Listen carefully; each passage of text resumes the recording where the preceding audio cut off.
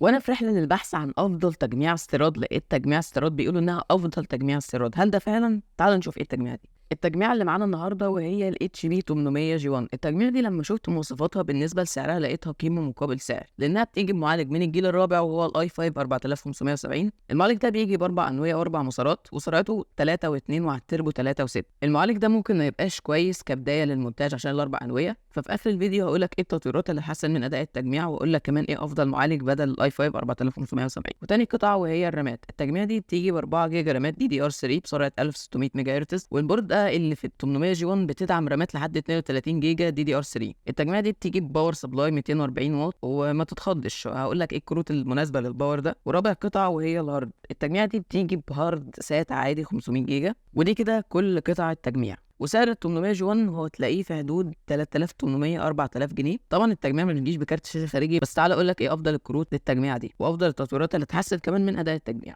واول حاجه الاس اس دي. طبعا لازم تجيب اس اس دي للبي سي عشان البرامج والويندوز ما يهنجوش، فهنجيب 120 جيجا اس اس دي هتبقى في حدود 800 جنيه. تاني حاجه وهي المعالج. ال 800 G1 ممكن تطور الاي 5 4570 للاي 7 4770، وده هيديك نطه في الاداء، هيعلي طبعا من اداء الجهاز جدا. المعالج ده ممتاز جدا للمونتاج كبدايه، وممكن يسد معاك في العاب التريبل اي بس على 30 فريم مثلا. المعالج ده بيجي باربع انويه و8 مسارات وسرعته 3 و4 وعلى التربو 3 و9، وبيجي ب 8 ميجا كاش، وده اللي هيديك زي اداء دبل اداء الاي 5 4570 في المونتاج وفي الالعاب. المعالج ده هتلاقيه سعره مستعمل عامل 2000 جنيه. تالت حاجه وهي الرامات. التجميع دي بتيجي ب 4 جيجا رامات، ودي مش كافيه للالعاب في 2024، فهنجيب رامه 8 DDR3 عشان يبقوا 12 جيجا وما تحسش باللاج في الويندوز وفي الالعاب. الرامه 8 المستعمله هتلاقيها ب 500 جنيه اللي هي السامسونج العاديه. رابع حاجه وهي كارت الشاشه. الكروت المناسبه للتجميع دي وهي كارتين.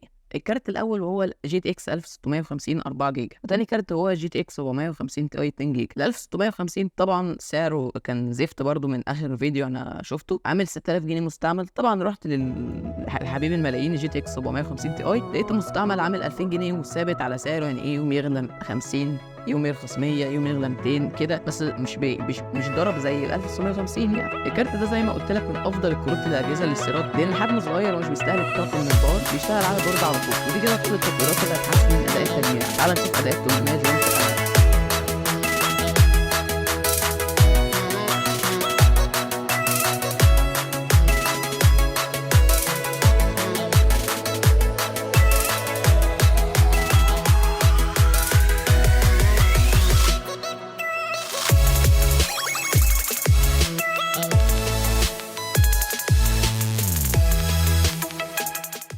وزي ما انت شفت تجارب الاداء في الالعاب، التجميع اشتغلت باداء متوسط في العاب التريبل اي، يعني في معظم الالعاب جابت لك 30 فريم، بس الالعاب اللي مش قويه زي بابجي وفالورانت والالعاب دي هتشتغل معاك يعني بفريمات عاليه، وممكن كمان تعدي ال 70 80 فريم. ده طبعا لو ما جبتش كارت شاشه، جبت مثلا 750 تي اي او 1650، دول طبعا هيدبل الاداء معاك يعني. وكده اكون وريتك قطع التجميع وقلت لك افضل التطويرات اللي هتحسن من اداء التجميع. فهل من رايك هي افضل تجميع استيراد؟ اكتب لي رايك في الكومنتات. وكده نكون وصلت لنهايه الفيديو. ما تنساش لو عجبك الفيديو تعمل لايك، ولو مش مشترك اشترك وفعل زر الجرس عشان يوصلك كل الفيديوهات الجديده اللي هننزلها على القناه. ما تنساش تكتب لي رايك في الكومنتات هل هي فعلا افضل تجميع استيراد ولا لا. بس كده اشوفكم في فيديو جديد، يلا سلام.